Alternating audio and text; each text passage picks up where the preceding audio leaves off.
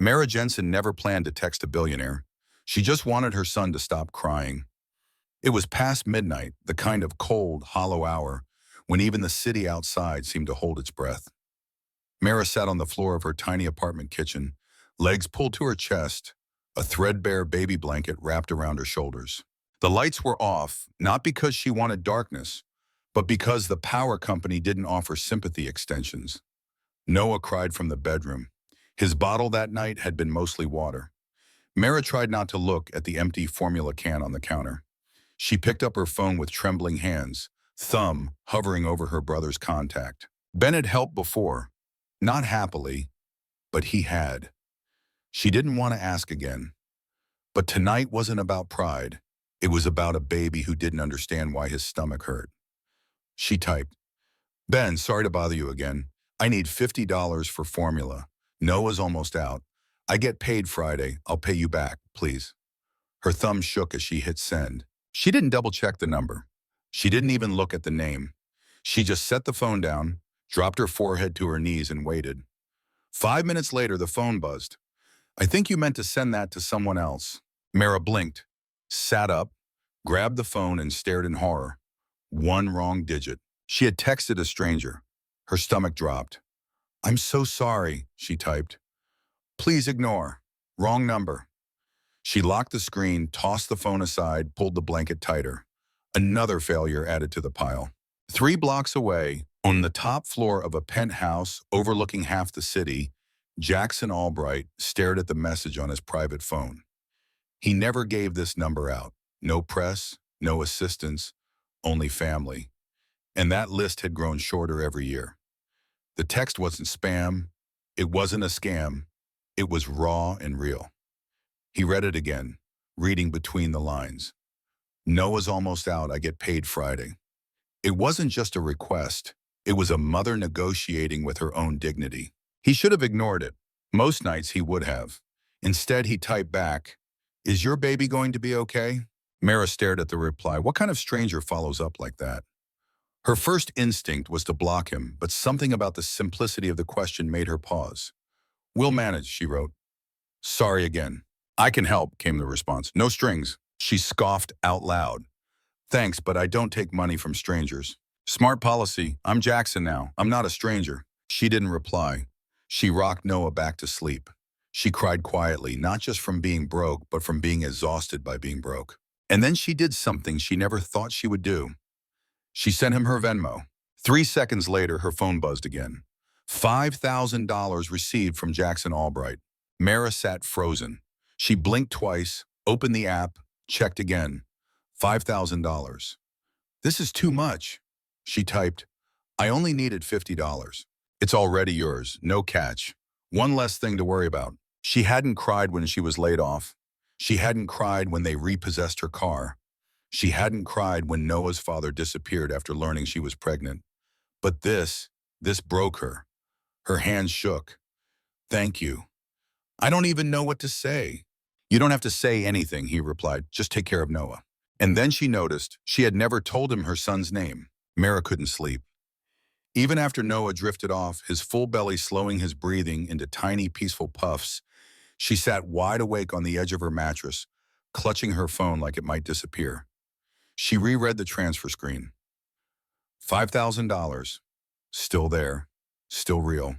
For a long time, she just stared, wondering, daring herself to believe this wasn't a scam, wasn't bait for something darker, that this stranger, this man named Jackson, didn't have some quiet plan to call in a favor later. People don't send thousands of dollars to strangers. At least they never had to her. She opened the chat again, scrolled to his last message. "Just take care of Noah." No emoji, no hesitation, just simple certainty. That certainty scared her most. How normal this seemed to him. She typed, deleted, typed again, deleted again. Finally, "You didn't have to do that." Silence. Then another buzz. "I know I didn't. I wanted to." Across the city, Jackson Albright leaned back in the leather chair that had never once felt comfortable. He was still in his office. He always stayed late, not because he had to, but because home no longer felt like home. Not since... He shut the thought down. The glass walls of his penthouse office reflected the skyline. Cold, expensive, empty. Another buzz. Why would you help someone like me? You don't even know me. He stared at the words longer than he should have. Most people who contacted him wanted something. Partnerships, investments, favors, influence. This was the first honest question in a long time. Why do you care? So he told her part of the truth. Because once someone helped me when they didn't have to, I've never forgotten that. A pause, then, I want to pay you back. His brow lifted. For what? For the formula, for the kindness, for not ignoring me. Another beat. I'll figure it out. Jackson's jaw tightened slightly. She didn't ask for more. Didn't hint at needing a rent, anything else. She held her pride with both hands even while drowning. He respected that more than he expected. So he sent one last message. Tell me what kind of formula Noah needs.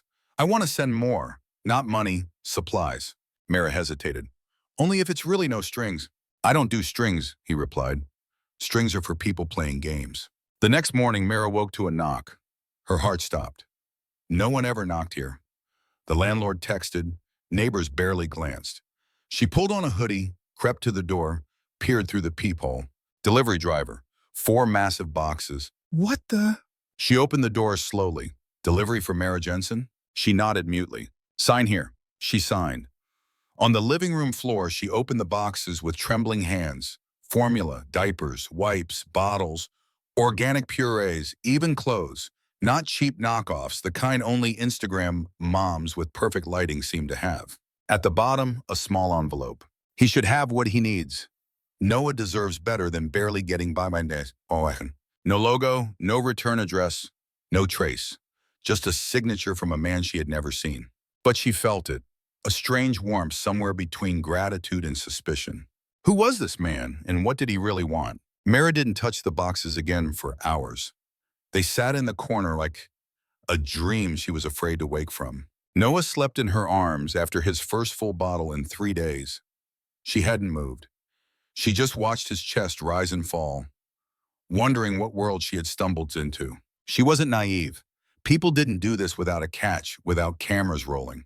But there was no video, no receipt, just silence. And that name again. Jackson. Not common. She opened her browser, hesitated, then typed Jackson Albright. Results loaded too fast. Jackson Albright, CEO of Helix Core Industries. Net worth $11.8 billion. Reclusive tech mogul. Former military. Media shy. Widowed.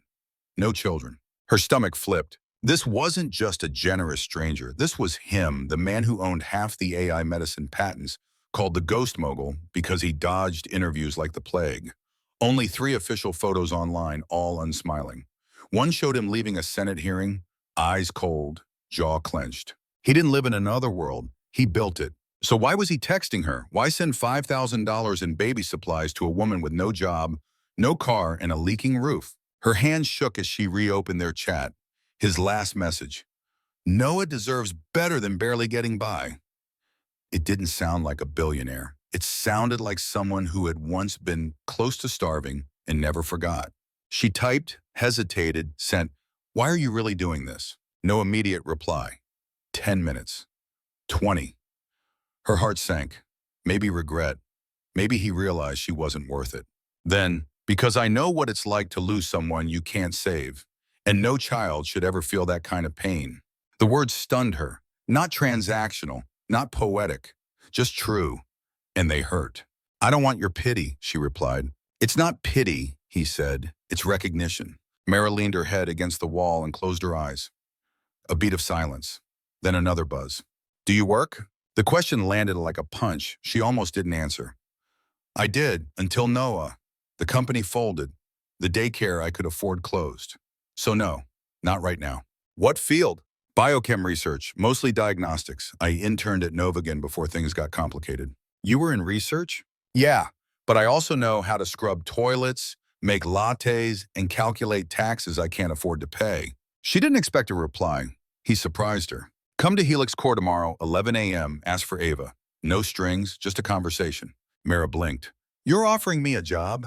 I'm offering you a chance to take one back. Mara hadn't been inside a downtown office tower in nearly 2 years. Last time she wore heels that blistered her feet and a temporary contractor badge. Today she wore her cleanest jeans, a thrifted blouse, and a blazer she hadn't zipped since before pregnancy. She gripped Noah's carrier and stepped through the revolving glass doors. Helix Core's lobby was nothing like she expected. No marble, no ego, just clean lines, high ceilings, quiet efficiency that instantly made her feel underdressed. The receptionist looked up. "Hi, I'm Mara Jensen. I'm here to see Ava." The woman's face brightened with recognition. "Of course, you're expected. 37th floor. Miss Lynn will meet you at the elevator." Mara blinked. "Expected?" She followed to the elevator, eyes darting to logos, awards behind glass, the silent, busy energy. This wasn't a startup pretending to matter. This mattered. When the doors opened on the top floor, her heart pounded. A woman in her mid-40s, sleek black hair, tablet in hand, greeted her with a warm, professional smile. "Mara, I'm Ava Lynn, Chief of Staff to Mr. Albright. He's in meetings, but he asked me to give you a tour and answer any questions." Mara followed through glass-lined hallways and discreet security cameras. "I'm not sure what this is," she said finally. "It feels like a setup for a punchline." Ava smiled. "Mr. Albright doesn't do punchlines. He does precision." They stopped at a wide conference room with a skyline view.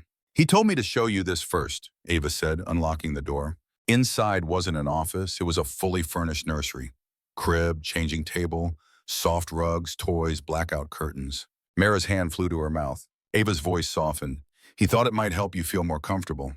Mara stepped inside. The room wasn't expensive for show. It was thoughtful. Every detail said one thing clearly. Someone had paid attention. She turned back to Ava. "Why?" Ava met her eyes. "Because he knows what it feels like to walk in alone." Mara had no words. Ava offered a small smile. "Coffee?" 20 minutes later, Mara sat in a smaller meeting room, fresh mug in front of her, Noah asleep in the carrier beside her. The door opened quietly. She looked up as Jackson walked in. Seeing him in person hit harder than expected. Tall, composed, expensive, but more real. Tired eyes, faint stubble. A man who built empires but hadn't smiled in years. "Mara," he said, as if it were the most natural thing. "Thanks for coming." She stood awkwardly. "I wasn't sure I should." "You came anyway. That's what matters." He sat across from her, forearms on the table. "Before anything else, I want to be clear. You owe me nothing. This isn't a test. I'm not here to rescue you. I don't believe in charity, but I do believe in investing in people." Mara stared. "Why me?" Jackson looked down, then up. "Because I saw someone who didn't ask for shortcuts, didn't expect anything, who was willing to go without before letting her child suffer. Someone like that I trust with anything." Mara's throat tightened. He slid a folder across the table. "Temporary position. 3 months. Finance and audit support. Flexible hours. On-site or remote. Pay is more than fair. If it's not a fit, you walk. No questions." Mara opened it. The salary line was more than she'd made in 6 months at her old job. She looked at him. "This is real." "It is." She glanced at Noah, then back. "And the nursery?" He gave the smallest smile. "Also real." For a moment, they sat in quiet understanding. Finally, Mara nodded once. "I'll take it." On her first official day, Mara wore the only business casual outfit she hadn't donated during the last winter's rent panic. The pants were tighter than she remembered, but they buttoned. That was enough. Hair pulled back, minimal makeup, Noah in a soft gray sling against her chest. No one stared. She half expected side eyes or polite cold smiles. Instead, the receptionist greeted her with a warm, "Welcome back," as if she'd always belonged. The elevator to the top floor opened the moment she approached. Ava met her with coffee already in hand. "Noah's space is ready," she said without missing a beat. "Yours is just across the glass. Full internal system access. We'll get you set up. Any trouble, let me know." Mara blinked. "That's it?" Ava smiled. "That's it." The office was modest but sleek. Wide desk, dual monitors, an ergonomic chair that felt like cheating. Behind her, glass looked into the nursery. Noah was already cooing at plush blocks, oblivious to how drastically his world had changed. Mara sat slowly, hands hovering over the keyboard.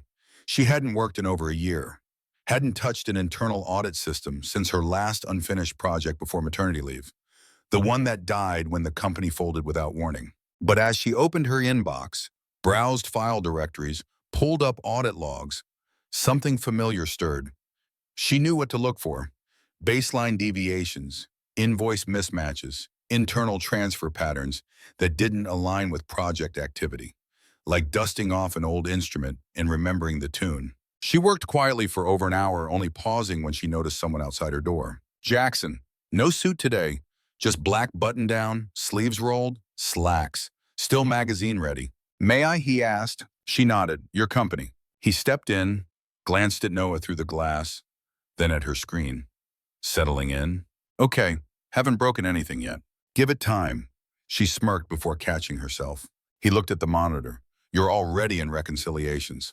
Figured I'd start with Q3 reports. A few vendor payouts don't match project records. Jackson tilted his head. You have found that already? She shrugged. They're not well hidden. His expression shifted, not surprise, but something more thoughtful. Anything feel off? Mara hesitated. Only an hour in, but yeah. Either someone's rounding numbers in ways that make no sense, or someone's hiding something in the noise. Jackson's jaw tightened just slightly. You don't have to dig deep yet. Surface level for now. Right, Mira said. Except I don't do surface level. He nodded once. Neither do I. Then he turned and left. That afternoon, Ava brought lunch unasked. Grilled chicken, roasted vegetables, iced tea. Mara was mid-bite when an internal ping arrived. Keep this between us. If you find anything that doesn't look right, bring it directly to me. No one else. Not even Ava. Understood? Mara stared at the screen. You expect me to find something? I expect you to see what others won't. She leaned back and looked through the glass. Noah slept curled with a tiny stuffed fox under his chin. Sunlight lit the soft edges of his hair. For the first time in months, Mara didn't feel like she was running behind the world.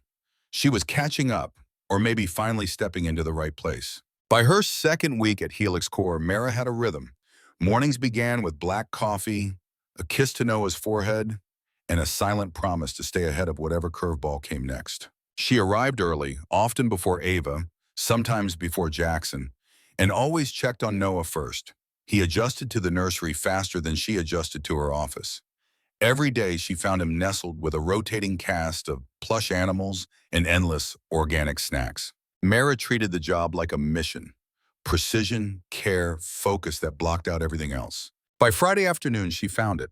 Not a smoking gun, never was, but a pattern. The same vendor name repeated just enough. Amounts varied, always under audit thresholds, but all tied to non-existent project codes. Mara leaned closer, double-checked. The vendor matched no real division. Yet payments had been processed, approved, quietly buried under dozens of legitimate transactions. $1,200 here, $2,400 there. Never enough to trigger alerts, but over a quarter they added up.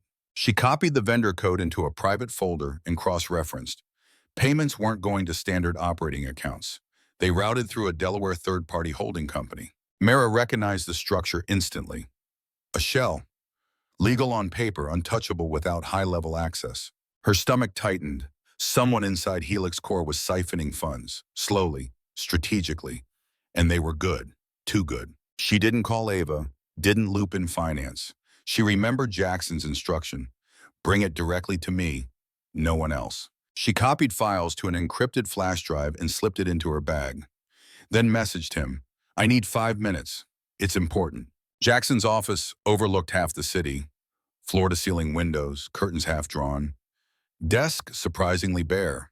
Tablet, leather notepad, framed photo turned slightly toward the wall. He looked up as she entered. You found something? Mara nodded and handed him the drive. Not confirmed, but enough to raise questions. He plugged it in and scrolled. She watched his expression shift, first slightly, then deeper, more focused. Q3, he asked. Yes, but it spans earlier quarters. Vendor doesn't exist. Payments route through a Delaware shell masked under small invoices. Jackson leaned back, exhaled through his nose. You're right. Too clean. Whoever did this knows the system, probably helped design the controls. Mara crossed her arms. You already suspected. I've watched the numbers drift since late last year. Couldn't get finance to chase it. Too subtle, too easy to explain away. Why not bring in an outside firm? He hesitated. I don't know who I can trust. The weight settled in Mara's chest. She understood that isolation, the kind that hollows you after losing too much and trusting too fast. So what now? I want you to keep going. Dig quietly. No names, no email trails. If anyone asks, you're still reconciling back-end billing. Mara tilted her head. You're asking me to investigate your own company? I'm asking you to find the truth. She held his gaze. And if it's ugly, then we deal with it. That night, Mara lay awake staring at the ceiling. Noah curled beside her. She replayed the conversation, trying to shake the unease. She wasn't afraid of digging. She wasn't afraid of what she might find. What worried her most was what she'd already seen in Jackson's face. He already knew. He just didn't want to admit it. The next morning, she woke before the alarm. Not to Noah's cries, but to heavy silence. She checked his crib, still asleep, arms overhead, lips pursed like he was negotiating with dreams. Mara brushed her teeth at the kitchen sink. The bathroom faucet leaked again, but she hadn't called maintenance. She didn't want strangers in her space. Not now, not when she was part of something she barely understood. By 7:30, she was at her desk on the 37th floor, diving deeper into vendor logs. The shell company was named Trionox Solutions, LLC. A tax ID search returned a downtown mailbox drop and a single registered agent. No public names, just a firm specializing in anonymity. Mara sat back, fingers tight around her coffee mug. This wasn't lazy embezzlement. It was planned extraction designed to run unnoticed for years. At 9:06, Jackson walked in without knocking. Trinox, she said before he could sit. He raised an eyebrow. You found it. Holding shell. No employees registered. Blind legal front. I traced 4 payments this month, routed through different department budgets, all under compliance thresholds. Sophisticated, precise. Jackson said nothing. He looked tired again, tie crooked, phone still in hand. Keep this on your machine only, he said. No backups, no external transfers. Mara nodded, then leaned forward. Jackson, how long have you suspected? He met her eyes, jaw set. Long enough to know whoever's behind it doesn't care about the company or the people here. You think it's someone close? I know it is. Mara hesitated. Why haven't you gone to the board? Because at least 2 are compromised. They already shut down 1 internal audit. Wrong move and it blows up. Her throat tightened. So why me? He finally sat across from her. Because you don't owe anyone here anything. And you don't scare easily. The way he said it wasn't flattery, it was truth. It felt like someone finally saw her. Not just the mother, not just the woman surviving, but her. The sharp, quiet force she used to be before life knocked her down hard enough to leave marks. I want to show you something, he said. He pulled a folder from his coat and slid it across. She opened it. A face stared back, mid-40s, clean cut, sharp suit, neutral smile. Vincent Harmon, Jackson said, Chief Financial Officer. Mara froze. I've heard the name. Isn't he hired 2 years ago after the last CFO resigned unexpectedly? He pushed system changes, gave his team exclusive oversight of certain divisions, quietly removed cross-check protocols. No one questioned it, done under the banner of streamlining compliance. Mara closed the folder. You think he's behind it? I know he is. Proving it is the hard part. You want me to find the crack? Exactly. Mara nodded slowly. And when I do, then we move. He stood to leave, but paused in the doorway. By the way, Noah has fans in the nursery. Yesterday, he gave my assistant a lecture when she tried to take his giraffe. 4 babbled syllables and a death stare. Mara laughed before she could stop herself. Jackson smiled. A small, worn thing, and then he was gone. That afternoon, Mara worked through lunch. She ran more matches, cross-referenced memos. She found an email chain where Vincent's assistant requested override access to procurement logs under the guise of executive audit prep. The date matched the first Trinox transfer. She copied it, encrypted it, added it to the growing proof folder. By 5 p.m., her eyes burned. She stretched, walked into the nursery, sank into the soft armchair beside Noah's crib. He napped again, thumb in mouth, other hand gripping the giraffe's tail like a weapon.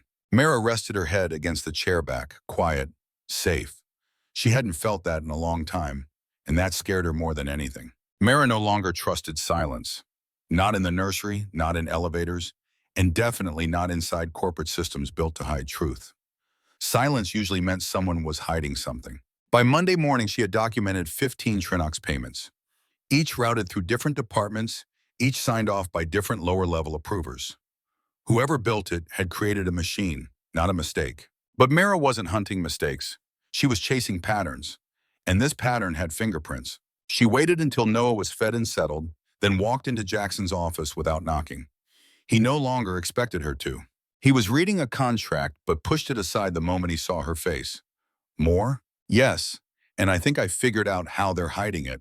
She handed him a printed report, pages tagged with highlights and system timestamps. I cross-checked every TriNox linked account with employee IDs. Approvals come from different logins, but every single time the access point is the same device ID. Someone's using ghost credentials, duplicating or hijacking real users to sign off. Jackson finished the thought. Borrowing legitimate logins. That's why auditors missed it. Surface checks out. Everything else is a lie. She watched his face. No panic, no outburst. Just the stillness of someone fitting the final piece into a puzzle he never wanted completed. What next, she asked. We need confirmation, evidence that can't be rewritten or deleted. Someone inside knows more than they have admitted. I know where to start. He picked up his phone. Ava, schedule Vincent Harmon for a check-in tomorrow. Casual, mid-morning. Just me and him. Mara stiffened. You're bringing him here. If we spook him, he shuts it down. If we wait too long, he makes us the story. He looked at her. You okay with that? I walked into the fire. I'm not backing out now. He didn't smile, but his eyes softened. Most people in your position would take the paycheck and play it safe. Mara raised an eyebrow. Yeah, well, I stopped being most people the day I handed my son a bottle of watered-down formula and pretended it was enough. That night, Mara couldn't sleep. She sat at her kitchen table, laptop open, poring over Helix Core's internal messaging backup logs. She knew she was getting close. Close was dangerous. She'd read enough stories. Whistleblowers shut out, data wiped, good people discredited by those more powerful. Yet she wasn't afraid of that. She was afraid of failing Noah, of letting someone like Vincent Harmon steal money that could have gone to research, development, employees, to single moms like her who didn't get secret calls from billionaires. midnight, her phone buzzed. Still awake? Obviously, you should sleep. You should follow your own advice. We're going to get him. But when we do, things get noisy. I want you ready. I'm always ready, just never had backup before. No reply. Then a single message. You do now. The meeting was set for 10 a.m. sharp. Mara sat at her desk, stomach churning slowly. Noah napped peacefully in the nursery behind her, unaware that in minutes a man who had siphoned millions right under this building's nose would sit across from the CEO, whose company he'd quietly bled dry. Jackson told her to stay in her office but monitor the security feed. She pulled it up on her second monitor, adjusted the angle to the conference room one floor below, and waited. It felt strange, being in the room but not in the room. She wasn't watching a screen. She was watching a moment that would decide the next chapter of both their lives. At exactly 10 o'clock, the door opened. Vincent Harmon entered with the ease of a man who believed the world owed him. Navy suit, perfectly tailored, expression hovering between casual boredom and polite confidence. Jackson was already seated, no handshake. Mara leaned closer. Appreciate you making time, Jackson said, voice steady. Of course, Vincent replied smoothly. I always make time for the boss. Mara studied his face. She'd seen that look before, in job interviews, boardrooms, daycare pickup lines. The look of someone already 3 moves ahead. I've been reviewing quarterly financials, Jackson said. Noticed a few oddities? Vincent tilted his head. We streamlined a lot this year. Maybe too fast. That's on me. Growing pains. Jackson nodded once. Streamlined is one word for it.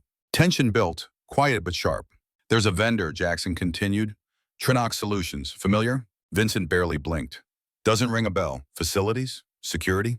Apparently both. And research? And legal. Interesting for a company no one can contact directly. Vincent smiled thinly. I'll have my team look into it. You are your team, Jackson said. You approved those payments the first time. Vincent didn't respond right away. Jackson leaned forward.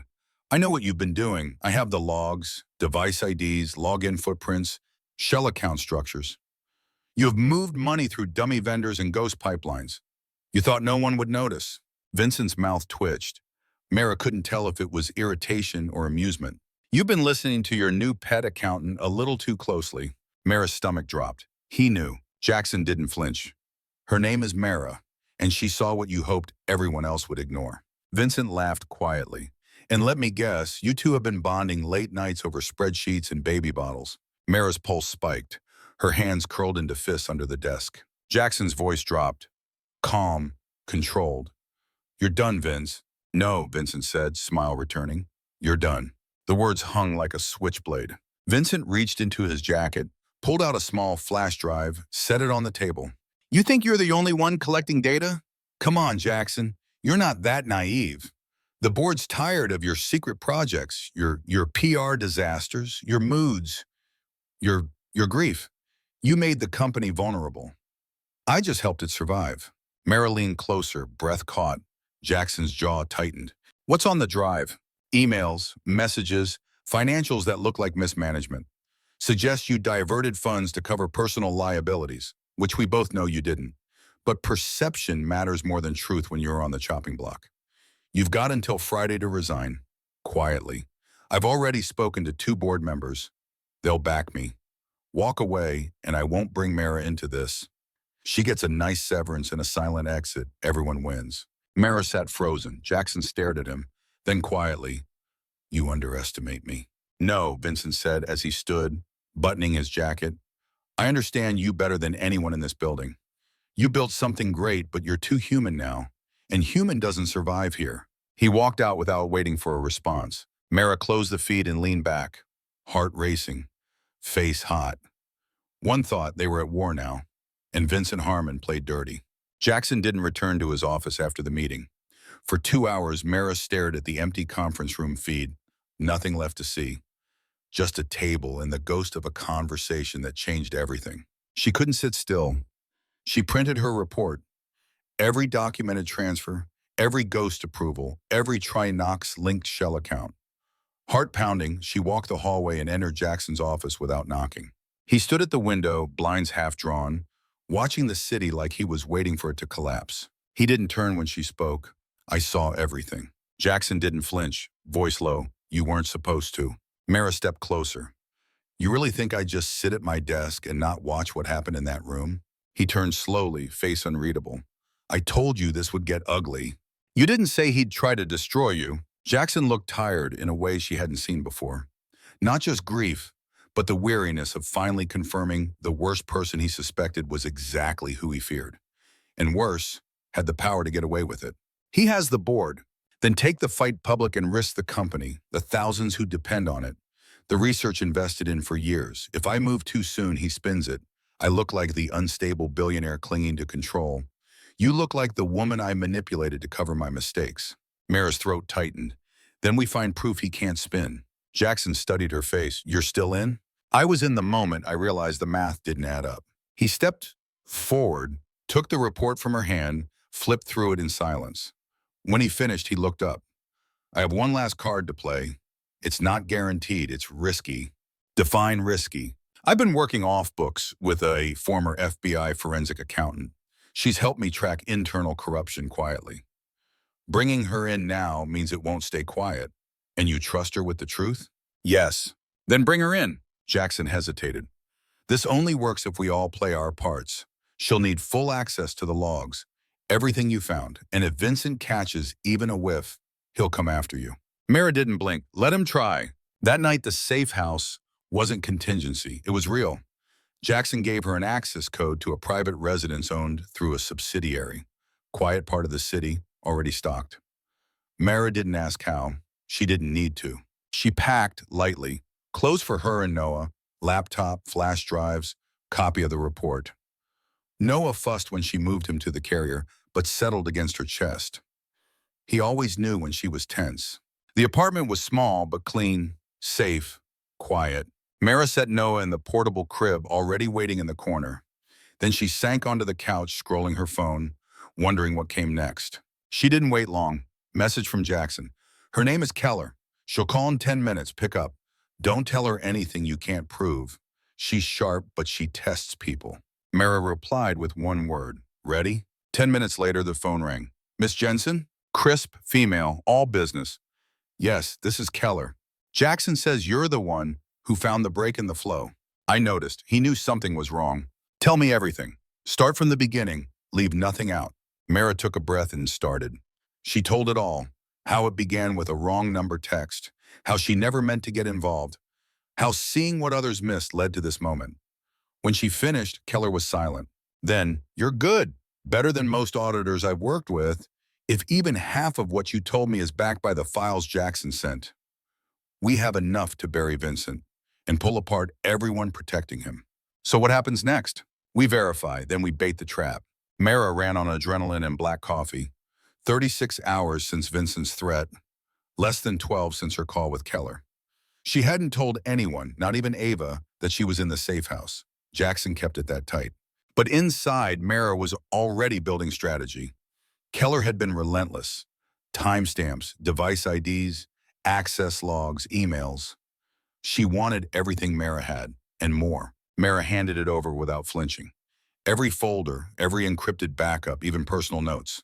She knew what was at stake. Now it was time to draw Vincent out. Keller's plans started with a leak. That morning, Mara received a file labeled Draft Memo, Internal Realignment, supposedly from HR.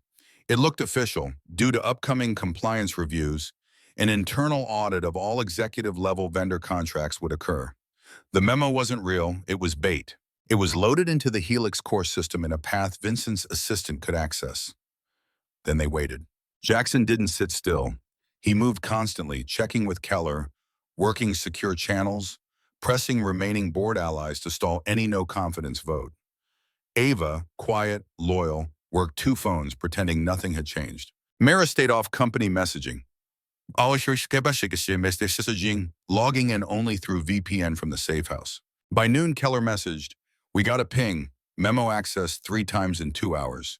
Twice from Vincent's team, once from Vincent's own login, he knows." Mara stared at the screen. What's he going to do? We're about to find out. 3 hours later, Jackson called. Voice quiet but urgent. He's making his move. What did he do? Submitted an emergency ethics complaint to the board. Claims I bypassed finance. Moved funds to personal accounts to bribe an external hire. You, Mara. He named you, once you gone first. It's his pattern. Isolate, discredit, remove. He's betting the board won't question it if it comes from internal concern. She sat hard on the couch arm. Will they? Some might. Not all. Not if we go first. Jackson paused. You ready to do this publicly? Mara looked at Noah asleep in his crib. Thought of powerless nights, watered-down formula, the kindness of a stranger that was never really charity. It was belief. I've never been more ready. The press release hit at 6:43 p.m. Helix Core investigates high-level financial misconduct. Short, precise, legal approved. No direct name of Vincent and Harmon, but reference forensic irregularities. Misappropriation of vendor payments. Full internal audit triggered by external validation. The same minute it went live, Keller's team handed their findings to the state attorney's office.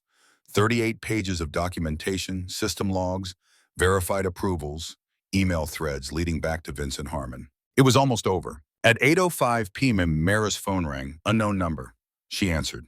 Impressive, Vincent said. I underestimated you. Mara stayed silent. I wanted to destroy Jackson. You were just a name on a report, an accident, and somehow you became a problem. Funny, Mara said, voice steady. That's how most women in power get noticed. By becoming inconvenient. Vincent laughed dryly. You think this ends here? I know it does. He paused. You won't win, Mara. Jackson may crawl out of this, but you're disposable. Always have been. She hung up. She didn't need to hear the rest. That night, Mara watched the news in silence. Noah slept beside her. Jackson hadn't texted again. Not yet. She knew he was somewhere bracing for whatever came next. But she felt calm. She knew what was coming, and this time she wasn't afraid. By morning, everything had changed. Mara didn't need to check the news. She felt it in the nonstop missed calls, in Keller's encrypted read-only messages, in the way her inbox turned from silence to fire overnight. The Helix Core release had gone viral. Finance blogs, tech media, national outlets buzzed with speculation, whistleblower, secret audit, executive corruption. One article mentioned a single mother with a forensic accounting background who uncovered the breach. They didn't name her yet. Ava texted at 8:02 a.m.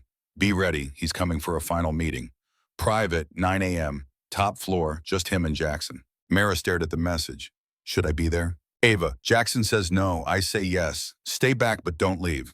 Mara dressed carefully, neutral tones, nothing flashy.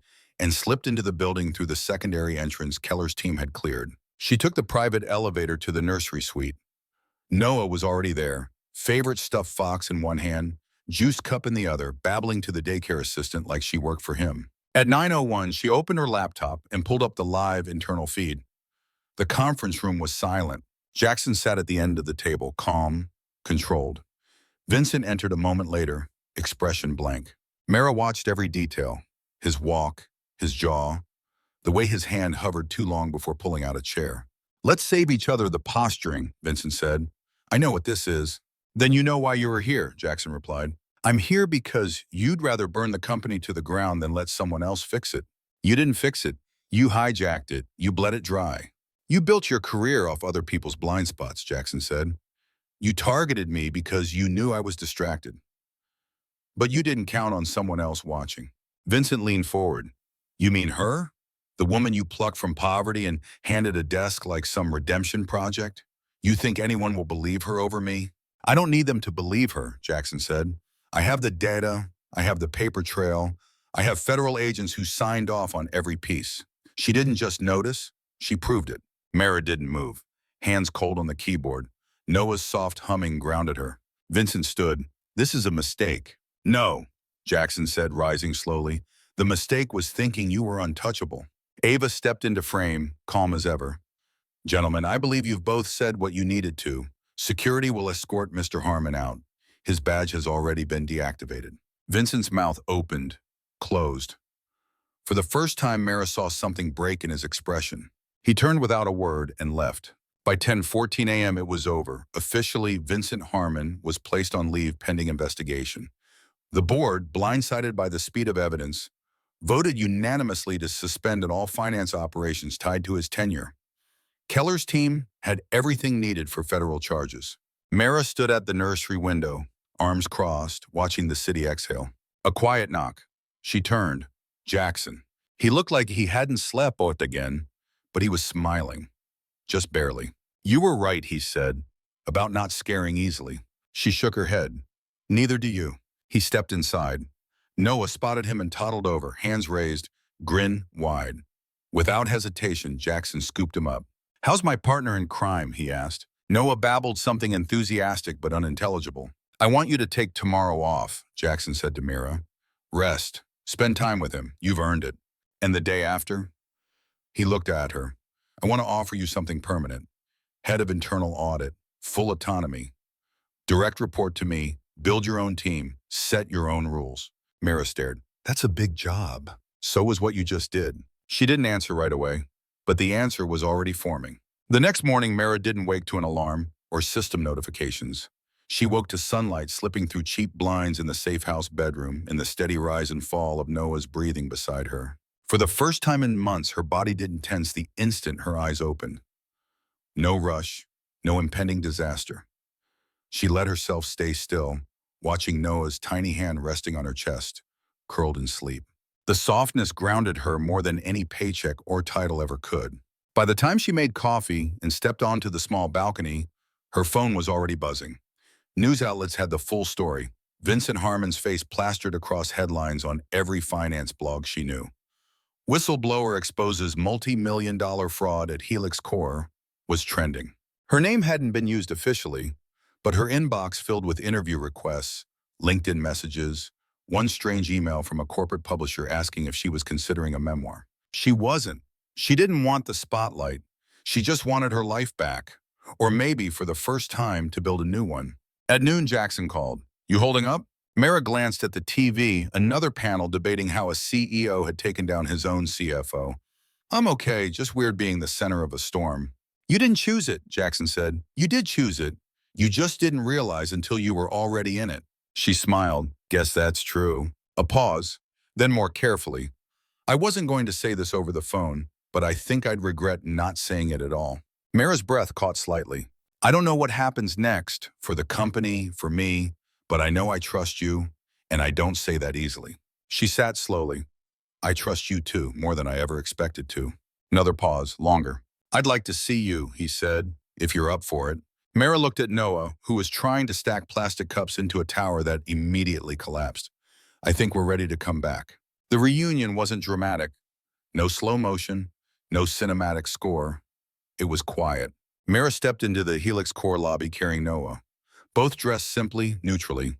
A few employees nodded, no one stared. Ava greeted her with a warm smile and handed her a badge. New title already printed. Mara Jensen, Director Internal Audit. Ava led her to the elevator. As the doors closed, Mara turned slightly. Does he know I'm coming up? He's been watching the clock since 7 a.m., Ava said with a small grin. Jackson stood at the window when she entered his office. He turned. No tie today, sleeves rolled, eyes tired but brighter than she remembered. You came back, he said. I wasn't gone, she answered. He looked at Noah, who immediately reached for him. Jackson stepped forward, picked him up, held him without hesitation. Mara watched something in her chest tighten and loosen at the same time. You kept your promise, she said. He glanced at her.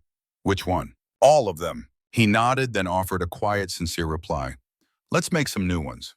3 weeks later, Mara walked into a boardroom as the lead, not someone's assistant, not the girl who stumbled into a job she didn't deserve, not the charity case or wrong number story whispered behind glass walls. She was the woman who exposed multi-million-dollar fraud, helped save one of the country's most valuable tech firms, and did it while raising a baby alone, with a bottle in one hand and a folder of evidence in the other.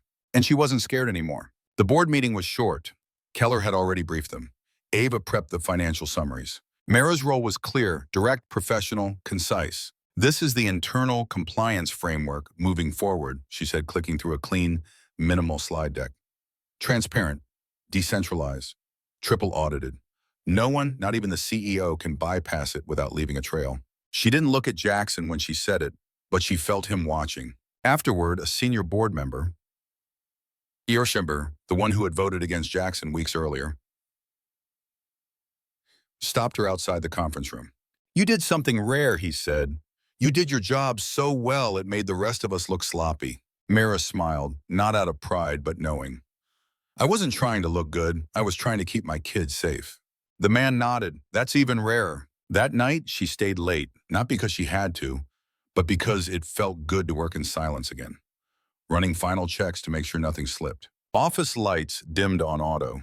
She didn't mind. She was reviewing a vendor log when a familiar voice spoke behind her. Shouldn't you be home by now? Mara looked up. Jackson leaned in the doorway, coffee in one hand, other tucked in his pocket. Not CEO mode. Just him, slightly disheveled, quietly observing, showing up without needing a reason. You told me to build the system, Mara said. I'm building it. He walked in, set the coffee beside her. Come on, let's get out of here. She raised an eyebrow. And go where? Anywhere you want. They didn't go far. Just downstairs. Just outside. Just to a quiet street where the city felt a little less like a machine and a little more alive. They walked in silence for a while. Mara broke it first. Do you ever think about how weird this all is? Jackson gave a half smile. Which part? Me, you. This whole thing starting because I typed a number wrong. I don't think that was weird, he said. She looked over. I think it was the first right thing that happened in a long time. Mara exhaled. For once, she didn't argue. Mara stood in front of the mirror in the new apartment, fastening the last clasp on a necklace she hadn't worn in almost 2 years. Simple silver circle on a thin chain, her sister's gift before she passed. For a long time, it had stayed buried in a drawer under unpaid bills and medical forms. But tonight felt right. Noah sat cross-legged on the floor in new pajamas, spoon in one hand, applesauce smeared across his chin like war paint. Mara smiled as she wiped his face and laughed when he swatted her hand away. She didn't recognize this version of her life, not because it was perfect, it wasn't, but because it felt like hers. For the first time in years, she wasn't reacting to the next problem. She was building forward. Her name was on the lease. Her bank account didn't give her anxiety. She had a key card that opened more than opportunity. It opened a new chapter. Later that night, when Noah was asleep and the city quiet outside the window, Mara sat on the couch with her laptop open, one unread message in her inbox, from a private internal account Jackson had created just for them. No subject, just one file attachment. She clicked. Inside was a screenshot of the very first message she'd ever sent him. Ben, sorry to bother you again. I need $50 for formula. Noah's almost out. I get paid Friday. I'll pay you back, please. Below it, the reply. I think you have the wrong number. She stared, hand covering her mouth. Jackson had titled the file, The Accident That Wasn't. A message appeared from him a moment later. Thought you might want to keep that, so you never forget what it took to find your way here. Mara typed back, "You still think it wasn't an accident? I think the universe is better at hiring people than HR." She laughed, leaned back, let the warmth of the moment settle into her chest. After a few seconds, she typed one more. "You ever think about what happens next?" "Every day," he replied. "Then, I'd like you and Noah in my life permanently. Not just as a team, not just as co-workers, as mine, if you're ready." She read it twice, not because she doubted, but because she'd never let herself picture the possibility so clearly. Then she smiled and replied, "Ask me again in person." A minute later, the doorbell rang. In the heartwarming tale of Mara Jensen and Jackson Albright, we uncover a profound life lesson. That a single act of kindness, born from vulnerability and empathy, can rewrite the script of our lives. Mara's desperate wrong number text for baby formula didn't just spark financial help, it ignited a chain of trust, resilience, and redemption. Facing poverty, betrayal, and corporate corruption, Mara's unwavering determination to protect her son Noah reminds us that true strength lies in rising from rock bottom, embracing unexpected allies, and confronting injustice head-on. Jackson, haunted by his own losses, teaches us that wealth means little without compassion. It's the quiet choices to uplift others that heal our deepest wounds. This story whispers that the universe often delivers hope in disguise, urging us to stay open, persevere through darkness, and believe in second chances. It evokes tears of inspiration, proving that from broken beginnings, beautiful bonds can bloom. What life lesson resonates with you from Mara and Jackson's journey? Share your thoughts in the comments below. Your story might inspire someone else. If this moved you, hit that like button, subscribe for more emotional tales of triumph, and turn on notifications so you never miss an upload. Let's build a community of hope together.